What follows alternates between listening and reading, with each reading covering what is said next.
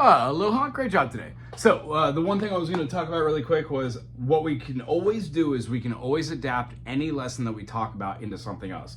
So if we're talking about doing something like a 1, 3, 5, 3, 1, 3, 5, 3, 1, and then full triads on both hands.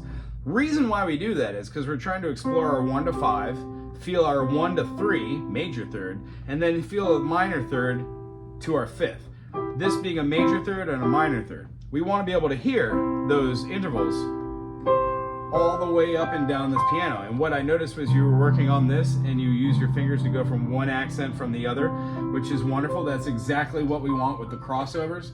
And the idea is when you're laying your hands, making sure that if you do it with your 5th, that your last notes that you hit are definitely your G with your thumb, and then you could do a feeling of a 5th or a 4th that feels good.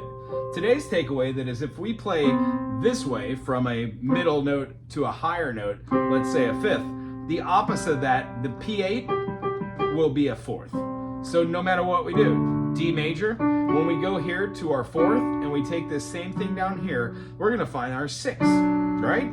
1, 2, 3, 4, 5, 6, 7, 8. When we play 8 notes, that gives us 1, 2, 3, 4, 5, 6, 7, 8.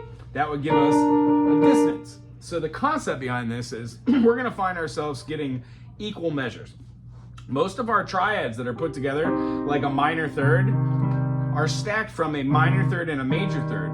And when we see them diminished as just being a minor third and a minor third, having a minor third plus a minor third and then another minor third gives us our half diminished. Ooh, spooky. So the concept behind this is being able to see triads for what they're worth. The reason why we went to the board and looked at the notes as triad's sake is because your brain will see it on the treble clef as being ledger line, bottom line of the treble clef line, second space from the bottom. You'll see the second space from the top. You'll also see the note right below the ledger line. You'll see the note below a ledger line plus an octave. All these things will add up when you're reading full chords, no matter if they make sense or not. So the concept behind this little song, because it gets our fingers pretty used to playing these triads in different ways and doing a moving melody.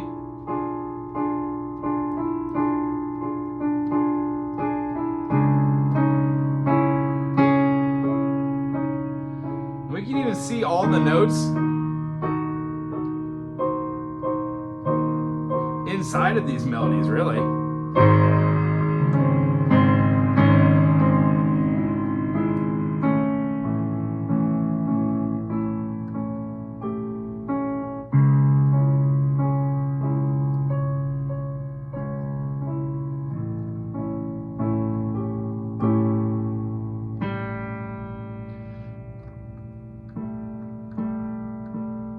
For an A7, we can use this G note.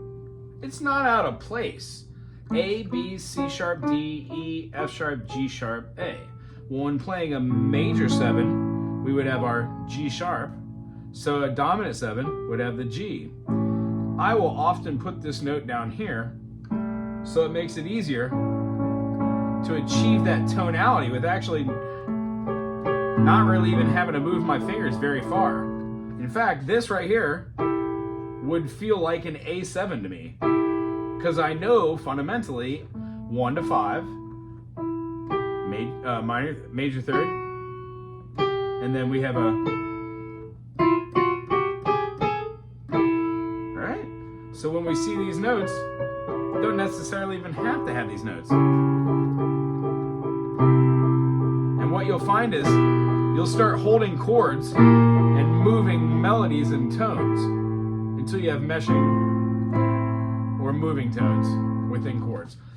Being able to see triads, however, is very important. So because it's a groovy song, when you get through this whole song, you're gonna have a little bit deeper respect for the Beatles, I assume. I definitely did.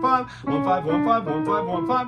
No matter what your mechanism is, 1 1 1 1 5 5 5 5 1 5 1 1 1 1 1 1 5 5 5 5 1 5 1 1 1. If you're going up in fifths, that's great. Don't include the third, only play these. And remember, when you get to your B flat and your B, you need to cross. Thumb on black note, pinky on white, thumb on white note, pinky on black. Cool? And then you can form different mechanisms like I just did with that one bump, bump, bump, bump, bump, bump, bump. If you wanted to do eighth notes, quarter, half note.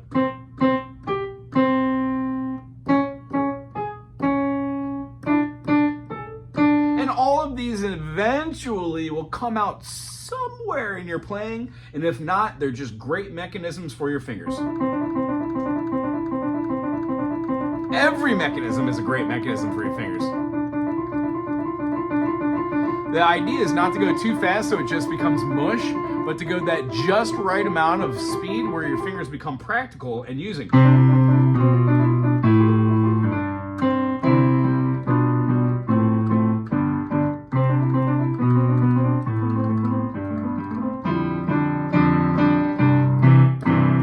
I had a lot of fun seeing you today. I'm looking forward to seeing you in 2 weeks. Have a great, safe journey. Aloha.